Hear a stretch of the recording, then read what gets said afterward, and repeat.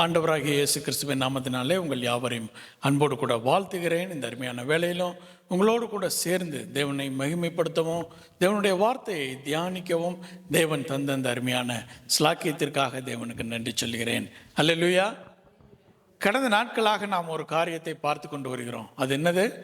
Spiritual growth என்று சொல்லி, ஆவிக்குரிய வாழ்க்கையிலே நீங்களும் நானும் வளர வேண்டும் என்று சொல்லி, இன்க்ளூடிங் மைசெல்ஃப், நாம் யாவரும் வளர்ந்தவர்கள் அல்ல, வளர்ந்து கொண்டிருப்பவர்கள். தேவனுடைய சமூகத்தில் பரிசுத்த ஆவியானவருடைய உதவியை கொண்டு நீங்களும் நானும் அனுதினமும் ஆவிக்குரிய வாழ்க்கையிலே ஒரு படி முன்னேறி செல்கிறவர்களாக இருக்கிறோம். நாம் தேவனுடைய சமூகத்தில் நீங்களும் நானும் பர்ஃபெக்டாக போய் ஒரு நாளில் தேவனுக்கு முன்பாக நாம் நிற்போம்.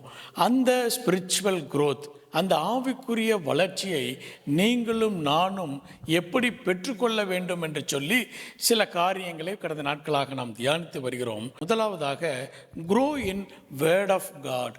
தேவனுடைய வார்த்தைகளிலே நீங்களும் நானும் வளர வேண்டும் என்று சொல்லி, தேவனுடைய வார்த்தை மாத்திரமே உங்களையும் என்னையும் மாற்ற முடியும். வார்த்தை மாத்திரமே உங்களுக்கும் எனக்கும் விடுதலையை தர முடியும்.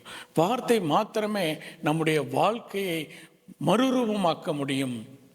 அந்த வார்த்தைகளிலே நீங்களும் நானும் அனுதினமும் வளர வேண்டும். நீங்களும் நானும் தேவனுடைய வார்த்தைகளிலே நீங்களும் நானும் வளர வேண்டும் என்று சொல்லி, நாம் அனுதினமும் வேதாகமத்தை படித்து கொண்டிருக்கிறோம். நாம் எதற்காக வேதாகமத்தை படிக்கிறோம்? நம்முடைய ஹெட் நாலேஜை வளர்த்து கொள்வதற்காக அல்ல, நம்முடைய இன்ஃபர்மேஷனை அதிகமாக நம்முடைய மனதிலே, நம்முடைய சிந்தையிலே ஸ்டோர் பண்ணுவதற்காக அல்ல. நீங்களும் நானும் வேத வசனத்தை வாசிப்பதன் மூலமாக தேவனுக்கு உகந்த வாழ்க்கையை நீங்களும் நானும் வாழ வேண்டும் என்று சொல்லி, நம்முடைய வாழ்க்கை தேவனுக்கு உகந்த வாழ்க்கையாக இருக்க வேண்டும். மனிதர்கள் விரும்புகிற வாழ்க்கை அல்ல, அல்லது நாம் விரும்புகிற வாழ்க்கை அல்ல, தேவன் விரும்புகிற வாழ்க்கையை நீங்களும் நானும் வாழ வேண்டும். அதுதான் ஒரு முக்கியமான ஒரு காரியம். அந்த வாழ்க்கையை வாழ்வதற்கு நமக்கு துணையாக கொடுக்கப்பட்ட ஒரு காரியம், தேவனாலே கொடுக்கப்பட்ட காரியம் என்னவென்று சொன்னால் அதுதான் தேவனுடைய வார்த்தை. தேவனுடைய வார்த்தையை கொண்டு நீங்களும் நானும் பரிசுத்தமாக்க முடியும். தேவனுடைய வார்த்தையை நீங்கள் அனுதினமும் படித்து ஆராய்ந்து அதன்படி நடக்கும்போது நீங்களும் நானும் பரிசுத்த ஜீவியத்திற்குள்ளாக நீங்களும் நானும் கடந்து செல்ல முடியும். ஆகவே ஆண்டவராகிய இயேசு கிறிஸ்து மத்தேயு 4ஆம் அதிகாரம் 4வது வசனத்திலே இவ்விதமாக சொல்கிறார், மனிதன் அப்பத்தினால் மாத்திரமல்ல, தேவனுடைய வாயிலிருந்து புறப்படும் ஒவ்வொரு வார்த்தைகளினாலும் அவன் பிழைப்பான். அதுதான் ஜீவ மன்னா. அந்த மன்னாவே நானே வானத்திலிருந்து இறங்கி வந்த ஜீவ அப்பம் என்று சொல்கிறார். அந்த அப்பத்தை நீங்களும் நானும் புசிக்க வேண்டும். தேவனுடைய வார்த்தைகளிலே நீங்களும் நானும் அனுதினமும் வளர வேண்டும் என்று சொல்லி தேவன் விரும்புகிறார். ஒரு குழந்தை அது ஹெல்த்தியாக வளர வேண்டும் என்று சொன்னால் அதுக்கு ஃபுட்டு தேவை. அதே போல் நம்முடைய ஸ்பிரிச்சுவல் வாழ்க்கையிலே நீங்களும் நானும் வளர வேண்டும் என்றால் அதற்கு முக்கியமான ஒரு காரியம் என்ன என்று சொன்னால் தேவனுடைய வார்த்தை. தேவனுடைய வார்த்தைகளிலே நீங்களும் நானும் வளர வேண்டும். மன்னாவிலே வளர வேண்டும். மன்னா என்று சொன்ன உடனே நமக்கு என்ன ஞாபகத்துக்கு வரும்? இஸ்ரவேல் மக்களுக்கு தேவன் கொடுத்த காரியம். எடுத்தவர்கள் வாசிப்போம். யாத்திரையாகமம் 16ஆம் அதிகாரம் 1-4 வசனங்களை வாசிக்க கேட்போம். இஸ்ரவேல் புத்திரராகிய சபையார் எல்லாரும் ஏலீமை விட்டு பிரயாணம் பண்ணி எகிப்து தேசத்திலிருந்து புறப்பட்ட 2ஆம் மாதம் 15ஆம் தேதியிலே ஏலீமுக்கும் சீனாய்க்கும் நடுவே இருக்கிற சீன் வனாந்தரத்தில் சேர்ந்தார்கள். போதும். எங்க வந்து சேர்ந்தார்களா? சீன் வனாந்தரத்திலே வந்தார்கள். அடுத்த ஒரு மேப் பார்ப்போம். அவர்கள் எகிப்திலிருந்து பிரயாணப்பட்டு வருகிறார்கள். அவர்கள் என்ன செய்கிறாங்க? மாராவை கடந்து ஏலீமை கடந்து அவர்கள் சீனாய் மலைக்கு செல்வதற்கு முன்னதாக சீன் என்கின்ற வனாந்தரத்திலே அவர்கள் வந்தபோது இந்த காரியம் நடந்தது. தொடர்ந்து வாசிப்போம்.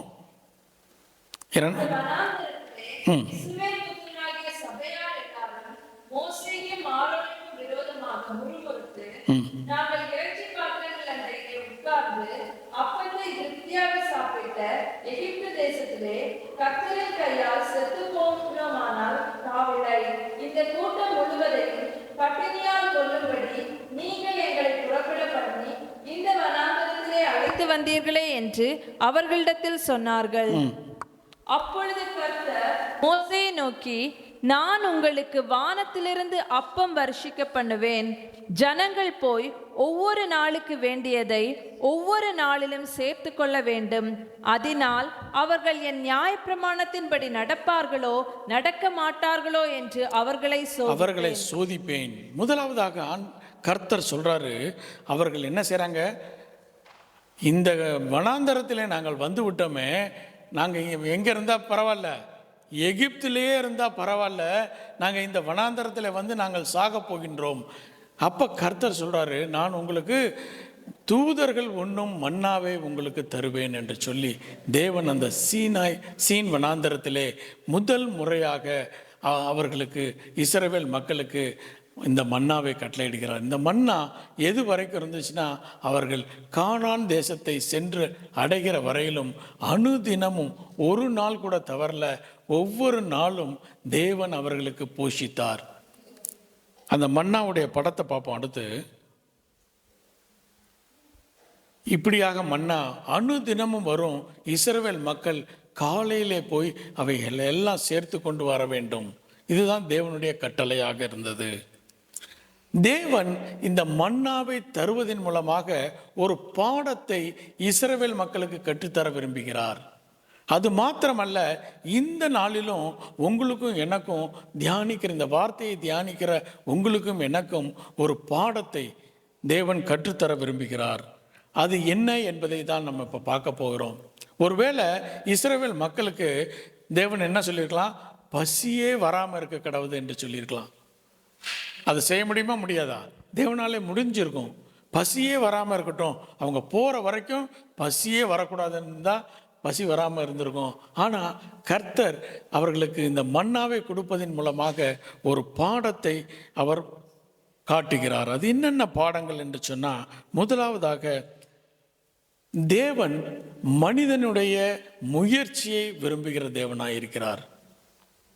அநேக நேரங்களிலே நாம் என்ன செய்கிறோம், கர்த்தர் செய்வார் என்று சொல்லி நாம் நினைத்து கொண்டிருக்கிறோம். ஆனால் கர்த்தர் என்ன நினைக்கிறார்னா, நீங்கள் செய்யுங்க, அந்த காரியத்தை நான் வாய்க்க செய்வேன் என்று சொல்லி. காட் என்ன செய்கிறார்னா, ஹியூமன் எஃபர்ட் வேணும் என்று சொல்லி அனுதினமும் விரும்புகிறார். ஆண்டவராகிய இயேசு கிறிஸ்து முதல் அற்புதம் எங்கே செஞ்சார்? கானா ஒரு கல்யாணத்தில் செஞ்சார். அப்போ என்ன செஞ்சார் ஆண்டவராகிய இயேசு கிறிஸ்து? கற்சாடிகளிலே தண்ணீரை நிரப்பும். ஒருவேளை ஆண்டவராகிய இயேசு கிறிஸ்து சொல்வார், இந்த கற்சாடியிலே திராட்சரசம் நிரம்ப கடவுது என்று சொல்லியிருந்தால் என்ன நடந்திருக்கும்? கண்டிப்பாக நிரம்பி இருக்கும். ஆனால் ஆண்டவராகிய இயேசு கிறிஸ்து என்ன செய்கிறாரு, நீங்கள் என்ன செய்யுங்க, உங்களால் முடிந்த காரியத்தை நீங்கள் செய்யுங்க. நீங்கள் தண்ணீரை திராட்சரசமாக மாற்ற முடியாது, ஆனால் உங்களால் என்ன முடியும்? தண்ணீரை நிரப்ப முடியும். அதை நீங்கள் செய்யுங்க.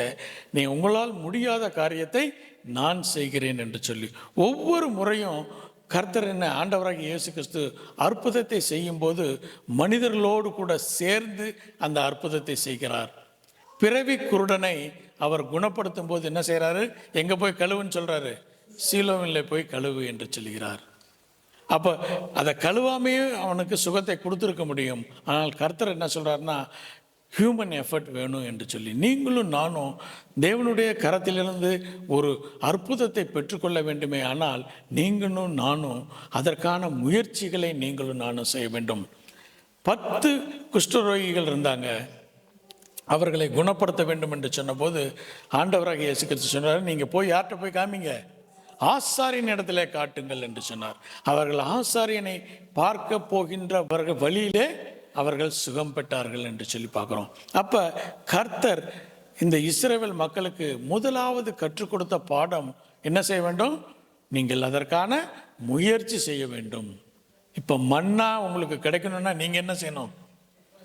வேதத்தை எடுத்து படிக்கணும். அனுதினமும் வேதத்தை எடுத்து நீங்கள் வாசிக்க கற்றுக்கொள்ள வேண்டும். முதல்ல படிக்கும்போது நமக்கு புரியாது. படிக்கும்போது பரிசுத்த ஆவியானவர் உங்களுக்கு அதை வெளிப்படுத்துவார். முதலாவதாக நீங்களும் நானும் வேதத்தை கற்றுக்கொள்ள வேண்டும் என்று சொல்லி ஒரு வாஞ்சை வேண்டும்.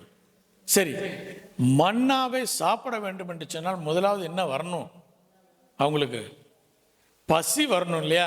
பசியே வரலன்னா என்ன வர முடியாது? மன்னா தேவையே கிடையாது. முதலாவதாக வேதத்தை கற்றுக்கொள்ள வேண்டும். வேதத்தை கற்றுக்கொள்ள வேண்டும் என்ற வாஞ்சையை நீங்களும் நானும் பெற வேண்டும். அப்போதான் நம்ம என்ன செய்வோம்? வேதத்தை வாசிக்க தொடங்குவோம். முதலாவதாக நமக்கு வேதத்தை வாசிக்க வேண்டும், கற்றுக்கொள்ள வேண்டும் என்கின்ற வாஞ்சை வர வேண்டும். இரண்டாவதாக என்னன்னா, பசி வந்துருச்சு. இப்போ ரொம்ப சீரியஸாக இருக்கிறீங்க, பசி வந்துருச்சு, அடுத்து என்ன செய்யணும்? சாப்பிட்ணுன்னு தோணும். பசி வந்ததுக்கப்புறமும் சாப்பிடவே வேண்டாம், படுத்து தூங்கிக்கலான்னு நினச்சா சாப்பிட முடியாது.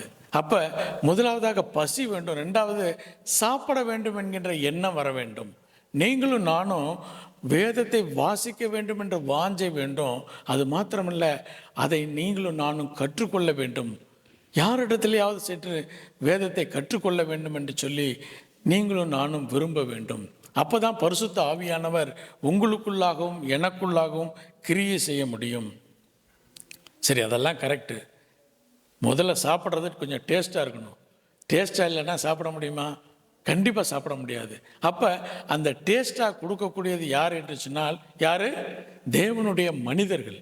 தேவனுடைய மனிதர்களுடைய ரெஸ்பான்சிபிலிட்டி என்னென்னா, யாருக்கு என்ன வேணும்? ஒரு தாய்க்கு தான் தெரியும் குழந்தைக்கு என்ன உணவு எந்த நேரத்தில் கொடுக்க வேண்டும் என்று சொல்லி. தாய்க்கு தான் தெரியும் எந்த நேரத்தில் எது கொடுக்க வேண்டும் என்று சொல்லி. நீங்களும் நானும் முறையாக வேதாகமத்தை கற்றுக்கொள்ள வேண்டும் என்று சொல்லி ஒரு வாஞ்சை வேண்டும். அதை கற்றுக்கொள்ள நீங்களும் நானும் முயற்சி செய்ய வேண்டும். நல்ல மனிதர்களிடத்தில் அதை கேட்டு தெரிந்து கொள்ள வேண்டும்.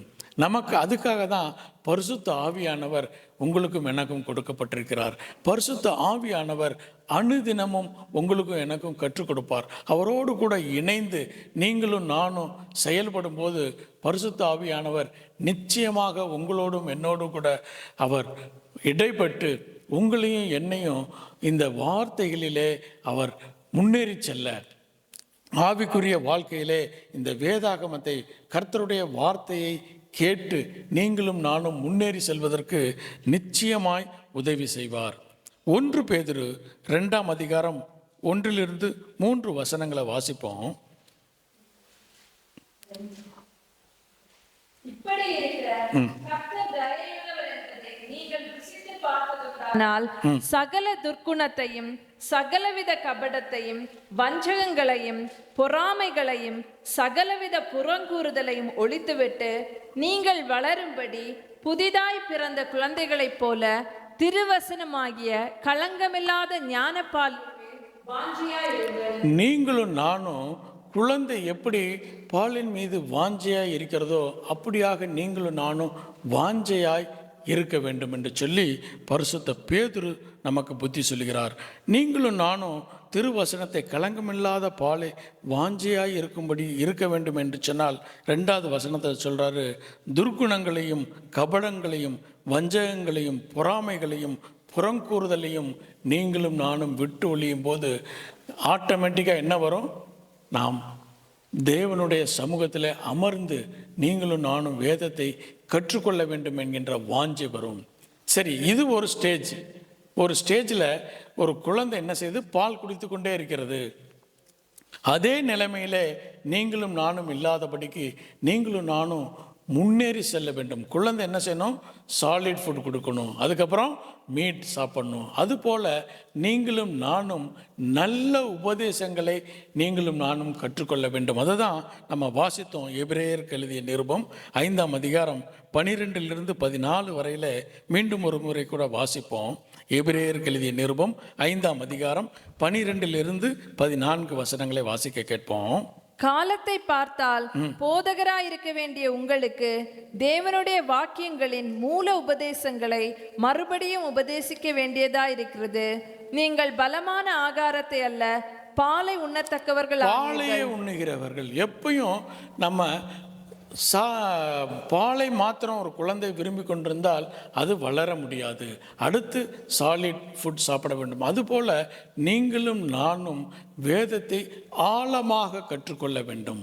நீங்களும் நானும் வேதத்தை ஆழமாக கற்றுக்கொள்ளும் போது தான் நீங்களும் நானும் ஆவிக்குரிய வாழ்க்கையிலே நீங்களும் நானும் வளர முடியும். தொடர்ந்து வாசிப்போம். பால் உண்கிறவன் குழந்தையாயிருக்கிறபடியினாலே நீதியின் வசனத்தில் பழக்கமில்லாதவனாயிருக்கிறான். பலமான ஆகாரமானது நன்மை தீமை இன்னதென்று பயிற்சியினால் பகுத்தறியத்தக்கதாக முயற்சி செய்யும் ஞானேந்திரியங்களை உடையவர்களாகிய பூரண வயதுள்ளவர்களுக்கே தகும். பூரண வயதுள்ளவர்களுக்கே தகும். நீங்களும் நானும் அப்படிப்பட்ட ஒரு வாழ்க்கையிலே, ஆவிக்குரிய வாழ்க்கையிலே நீங்களும் நானும் வளர வேண்டும். மூல ஃபவுண்டேஷன் டீச்சிங் முக்கியமானது தான். ஆனால் நம்ம என்ன செய்யணும்? வாழ்க்கை முறைகளை நீங்களும் நானும் அனுதினமும் கற்றுக்கொள்ள வேண்டும் என்று சொல்லி வேதம் போதிக்கிறது. நீங்களும் நானும் குழந்தைகளாக இல்லாதபடிக்கு நீங்களும் நானும் வளர்ந்த மனிதர்களாக, நீங்கள் நானும் தேவனுடைய சமூகத்திலிருந்து வேத வசனங்களை அதிகமாய் கற்றுக்கொண்டு ஆவிக்குரிய வாழ்க்கையிலே நீங்களும் நானும் வளர வேண்டும். அடுத்து நம்ம என்ன பார்க்க போகிறோம்னா, வேத வசனத்தினாலே நமக்கு என்ன நன்மை கிடைக்கிறது, benefit of word of God என்ன கிடைக்கிறது என்று சொன்னால், முதலாவதாக தேவனுடைய வார்த்தை நம்முடைய மைண்டை ரினியூ பண்ணிக்கிறது. நம்முடைய மைண்டை அவை ரினியூ பண்ணிக்கிறது என்று சொல்லி, word of God renew or transform our mind. நம்முடைய சிந்தையை, நம்முடைய எண்ணத்தை அவைகள் மாற்றுகிறவராக இருக்கிறது. வேதத்தை ஆழமாக கற்றுக்கொள்ளும் போது நீங்களும் நானும் நம்முடைய எண்ணங்கள் மாறுகிறது. அதை தான் ரோமருக்கு எழுதிய நிருபம் 12ஆம் அதிகாரம் 2-5 வசனங்களை வாசிக்க கேட்போம். நீங்கள் இந்த பிரபஞ்சத்திற்கு ஒத்த வேஷம் தெரியாமல் தேவனுடைய நன்மையும் பிரியமும் பரிபூர்ணமான சித்தம் இன்னதென்று பகுத்தறியத்தக்கதாக உங்கள் மனம் புதிதாகிறதுனாலே மறுரூபமாகுங்கள். மனம் புதிதாகிறதுனாலே நீங்களும் நானும் மறுரூபமாக வேண்டும் என்று சொல்கிறார். தொடர்ந்து வாசிப்போம். அல்லாமலும் எனக்கு அருளப்பட்ட கிருபையினாலே நான் சொல்லுகிறதாவது, உங்களில் எவனானாலும் தன்னை குறித்து எண்ண வேண்டியதற்கு மிஞ்சி எண்ணாமல் அவனவனுக்கு தேவன் பகிர்ந்த விசுவாச அளவின்படியே தெளிந்த எண்ணமுள்ளவனாய் எண்ண வேண்டும். ஏனெனில் நமக்கு ஒரே சரீரத்தில் அநேக அவயவங்கள் இருந்தும் எல்லா அவயவங்களும் ஒரே தொழில் இராதது போல அநேகராகிய நாமும் கிறிஸ்துவுக்குள் ஒரே சரீரமாயிருக்க ஒருவருக்கொருவர் அவயவங்களாயிருக்கிறோம். கிறிஸ்துவுக்குள், பாடி ஆஃப் கிரைஸ்ட் என்கின்ற ஒரு சப்ஜெக்டுக்குள்ள இந்த காரியங்கள் எல்லாம் பார்த்தோம். நீங்களும் நானும் கிறிஸ்துவுக்குள் அவயங்களாக இருக்கிறோம், பார்ட்ஸ் ஆஃப் தி பாடியாக இருக்கிறோம். ஒவ்வொரு பார்ட் ஆஃப் தி பாடிக்கும் ஒவ்வொரு வேலை உண்டு. அவைகள் எல்லாம் சேர்ந்து செயல்படும் போது தான் தேவன் மகிமைப்படுவார். அதை தான் இங்கே சொல்கிறாரு, மனம் புதிதாகிறதுனாலே நீங்கள் என்ன ஆகணும்? மறுரூபமாகுங்கள் என்று சொல்லி. இதே எபிரேயர் 4ஆம் அதிகாரம் 12வது வசனத்தை வாசிப்போம். தேவனுடைய வார்த்தையானது ஜீவனும் வல்லமையும் உள்ளதாயும். தேவனுடைய வார்த்தை எப்படி உள்ளது என்று சொன்னால், ஜீவனும் வல்லமை உள்ளதுமாய் இருக்கிறது. இருபுறமும் கருக்குள்ள எந்த பட்டயத்திலும் கருக்கானதாயும், ஆத்துமாவையும் ஆவியையும் கணுக்களையும் ஊனையும் பிரிக்கத்தக்கதாக உருவ குத்துகிறதாயும், இருதயத்தின் நினைவுகளையும் யோசனைகளையும் வகை அறுக்கிறதாயும் இருக்கிறது. தேவனுடைய வசனம் அனுதினமும் போதிக்கிறவனுக்கும் அது இடைப்படும், கேட்பவர்களுக்கும் அது இடைப்படும். ஒவ்வொரு நாளும் தேவனுடைய வசனம் நம்மோடு கூட இடைப்படும். கேட்கிறவர்களுக்கு மாத்திரமல்ல, ப்ரீச் பண்ணுறவங்களுக்கும் அது பிரயோஜனமாக இருக்கணும். அனுதினமும் தேவனுடைய சமூகத்திலிருந்து இந்த வார்த்தையை நீங்கள் கற்றுக்கொள்ள வேண்டும். இந்த வார்த்தை எப்படி காரியங்களை செய்கிறது என்று சொல்லி ஏசாயா தீர்க்கதரிசியின் புஸ்தகம் 55ஆம் அதிகாரம் 11வது வசனத்தில் சொல்லப்படுகிறது.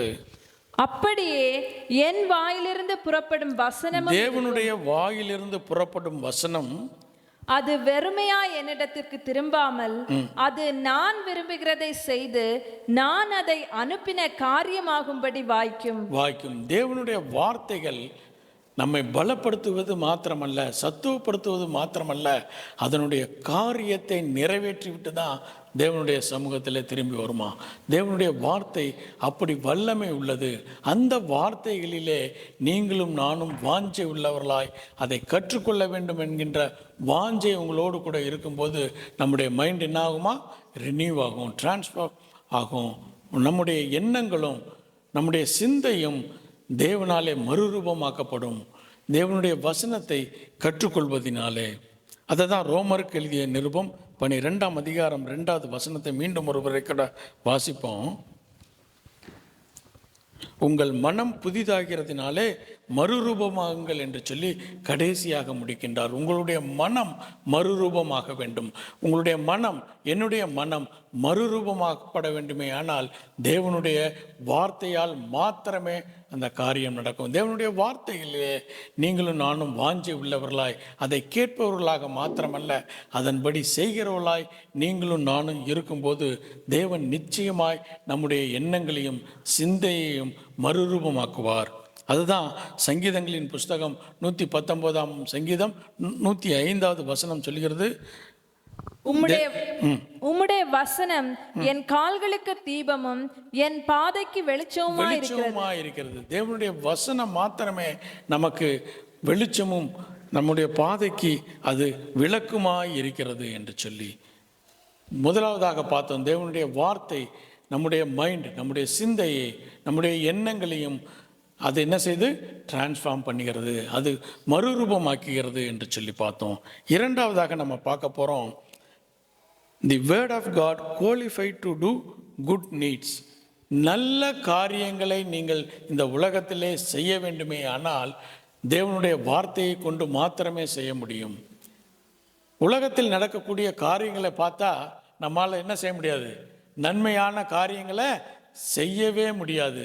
அதுதான் சங்கீதங்களின் புஸ்தகம் 37வது சங்கீதத்திலே தாவீது சொல்கிறார். வாசிப்போமா?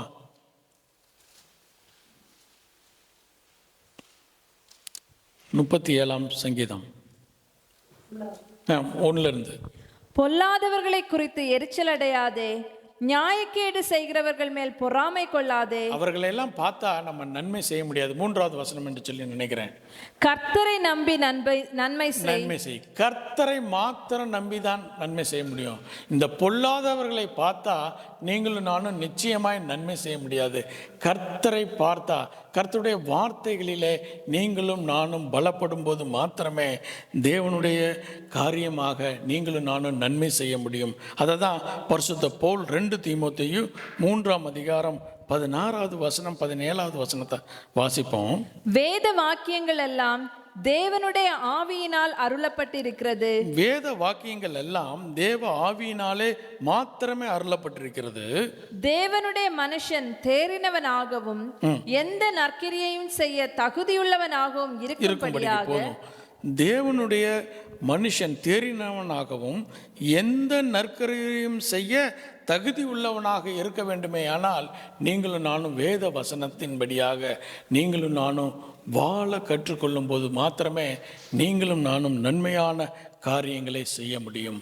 அது மாத்திரமல்ல, இந்த வேத வசனம் உங்களுடைய என்னுடைய வாழ்க்கையிலே கனி தருகிற ஒரு வாழ்க்கையை அது கொண்டு வருகிறது. The word of God brings fruit of spirit. அநேக நேரங்களில் நம்ம சொல்லிடுவோம், அது என்னது, கனிகள் என்றும். ஆவியின் கனிகள். அது ஆவியின் கனிகள் அல்ல, ஆவியின் கனி. அந்த கனிக்குள்ளாக என்ன இருக்கிறது, 9 சுவை இருக்கிறது. என்னென்ன சுவைன்னு தெரியுமா? கலாத்தியருக்கு எழுதிய நிருபம் 5ஆம் அதிகாரம் 22, 23 வாசிப்போமா? ஆவியின் கனியோ அன்பு, சந்தோஷம், சமாதானம், நீடிய பொறுமை, தயவு, நற்குணம், விசுவாசம், சாந்தம், இச்சையடக்கம். இப்படிப்பட்டவைகளுக்கு விரோதமான பிரமாணம் ஒன்றுமே இல்லை. இவைகளை நீங்களும் நானும் பெற்றுக்கொள்ள வேண்டுமே. ஆனால் வேத வசனத்திலே நீங்களும் நானும் வளர வேண்டும். அப்ப கனியை உங்களுடைய என்னுடைய வாழ்க்கையிலே பிரதிபலிக்க முடியும். நம்மை அதை தான் சங்கீதம் 1ஆம் அதிகாரம் 2, 3வது வசனம் இவ்விதமாக சொல்கிறது. சங்கீதம் கர்த்தருடைய வேதத்தில் பிரியமாயிருந்து இரவும் பகலும் அவருடைய வேதத்தில் தியானமாயிருக்கிற மனுஷன் பாக்கியவான். பாக்கியவான். யார் பாக்கியவான் என்று சொன்னால், தேவனுடைய வசனத்தை அனுதினமும் இரவும் பகலும் அவருடைய வேதத்தை தியானிக்கிற மனுஷன் மாத்திரமே பாக்கியவான். அது மாத்திரம் இல்லை, கர்த்தருடைய வேதத்திலே பிரியமாயிருந்து இரவும் பகலும் அவருடைய வேதத்தை தியானிக்கிற மனிதன் பாக்கியவான். தொடர்ந்து வாசிப்போம். அவன் எப்படி இருக்குமா அவனுடைய வாழ்க்கை? அவன் நீர்க்கால்களின் ஓரமாய் நடப்பட்டு தன் காலத்தில் தன் கனியை தந்து இலையுதிராதிருக்கிற மரத்தை போலிருப்பான். அவன் செய்வதெல்லாம் வாய்க்கும். அவன் செய்வதெல்லாம் வாய்க்கும். அவன் கனி கொடுக்க வேண்டுமே, ஆனால் முதலாவதாக அவன் என்ன செய்ய வேண்டும்? வேதத்திலே பிரியமாய் இருந்து இரவும் பகலும் அவருடைய வேதத்தை தியானிக்கிற மனிதன் மாத்திரமே பாக்கியவான். அவன் செய்வது மாத்திரமே வாய்க்கும். நீங்களும் நானும் நம்முடைய காரியங்கள் எல்லாம் ஜெயமாய் முடிய வேண்டுமே என்றால் நாம் என்ன செய்ய வேண்டும்? தேவனுடைய வசனத்தை மீது பிரியமாய் இருந்து அதை இரவும் பகலும் தியானிக்க வேண்டும். நீங்களும் நானும் வேதத்தின் மீது பிரியமாய் இருந்து அதை நீங்களும் நானும் கற்றுக்கொள்ள வேண்டும். அந்த வேதத்தின்படி நீங்களும் நானும் வாழ வேண்டும். இந்த வேத வசனம், வேர்ட் ஆஃப் காட், நம்முடைய வாழ்க்கையிலே பாவத்திலிருந்து நம்மை விலக்கி பாதுகாத்துக்கொள்ளும். இந்த உலகத்திலே நீங்களும் நானும் வாழ்கின்றோம். ஏசாயா தீர்க்கதரிசி சொன்னதை போல, அசுத்த உதடு உள்ள மனிதர்களின் மத்திகளிலே நான் வாசமாயிருக்கிறேன். அப்படிப்பட்ட சூழ்நிலையிலே நீங்களும் நானும் நம்முடைய பரிசுத்த ஜீவியத்தை காத்து கொள்ள வேண்டுமே, ஆனால் இந்த வேத வசனம் மாத்திரமே நம்மை பரிசுத்தமான வாழ்க்கையை வாழ உதவி செய்யும். எடுத்தவர்கள் வாசிப்போம். சங்கீதம் 119 சங்கீதம் 11 and 12 வாசிப்போம். நான் உமக்கு விரோதமாய் பாவம் செய்யாதபடிக்கு உமது வாக்கை என் இருதயத்தில் வைத்து வைத்தேன். இந்த சங்கீதக்காரன் சொல்றான், உம்முடைய வார்த்தைகளை நான் வைத்து கொண்ட காரணத்தினாலே நான் பாவத்திலிருந்து விலகி பாதுகாத்து கொண்டேன். நீங்களும் நானும் நம்முடைய அன்பிலே வேத வசனமும் கிறிஸ்துவும் மையத்திலே சென்ட்ரலில் இருக்கும்போது மாத்திரமே பாவத்திலிருந்து விலகி பரிசுத்தமான வாழ்க்கையை நீங்களும் நானும் வாழ முடியும். அடுத்த வசனத்தை வாசிப்போம். கர்த்தாவே, நீர் ஸ்தோத்தரிக்கப்பட்டவர், உம்முடைய பிரமாணங்களை எனக்கு போதியும். நீர் கற்றுத்தாரும் ஆண்டவரே, உம்முடைய பிரமாணங்களை, உம்முடைய கற்பனைகளை நீர் எனக்கு கற்றுத்தாரும். அதன்படி நான் என்ன செய்ய வேண்டும்? நடக்க வேண்டும் என்று சொல்லி சங்கீதக்காரன் சொல்கிறான். முதலாவதாக நம்ம பார்த்தோம், தேவனுடைய வசனம் நம்முடைய சிந்தையை, மைண்டை ரினியூ பண்ணுகிறது என்று சொல்லி. இரண்டாவதாக நம்ம பார்த்தோம், தேவனுடைய வசனம் மாத்திரமே உங்களையும் என்னையும் நற்கிரியைகளை செய்ய அது உதவி செய்யும் என்று சொல்லி. உலகத்தை பார்த்தா நற்கிரியை செய்ய முடியாது, மனிதர்களை பார்த்தா நன்மை செய்ய முடியாது. நற்கிரியை செய்கிறவளாய் நீங்களும் நானும் அழைக்கப்பட்டிருக்கிறோம். கிறிஸ்துவுக்குள் நீங்களும் நானும் அவருடைய பிரமாணத்தின்படி நற்கிரியைகளை செய்ய வேண்டுமே, ஆனால் வேதத்தை நீங்களும் நானும் கற்று அதன்படி நடக்க வேண்டும். மூன்றாவதாக பார்த்தோம், என்ன பார்த்தோம்? கனி தருகிற ஜீவியம் நீங்களும் நானும் வாழ வேண்டுமே, ஆனால் வேதத்தின் மீது பிரியமாய் இருந்து இரவும் பகலும் தியானித்து அதை கற்றுக்கொள்கிறவர்களாக மாத்திரமல்ல, அதன்படி நடக்கிறவர்களாய் நம்முடைய வாழ்க்கை வேத வசனத்தின்படி நடக்கிற வாழ்க்கையாக வாழ முடியுமே, ஆனால் அப்போதுதான் நீங்களும் நானும் ஆவிக்குரிய ஜீவியத்திலே வளர முடியும். கடைசியாக நம்ம பார்த்தோம், இந்த வேத வசனம் மாத்திரமே இந்த பாவமான உலகத்திலே நீங்களும் நானும் பரிசுத்தமாய் வாழ்வதற்கு உதவி செய்யும். இந்த வேத வசனத்தை நீங்கள் வாசிக்கும் போது, கற்றுக்கொள்ளும் போது மாத்திரமே பரிசுத்த ஜீவியத்தை வாழ தேவன் உதவி செய்வார். கண்களை மூடி தேவனுடைய சமூகத்தை நோக்கி பார்ப்போம்.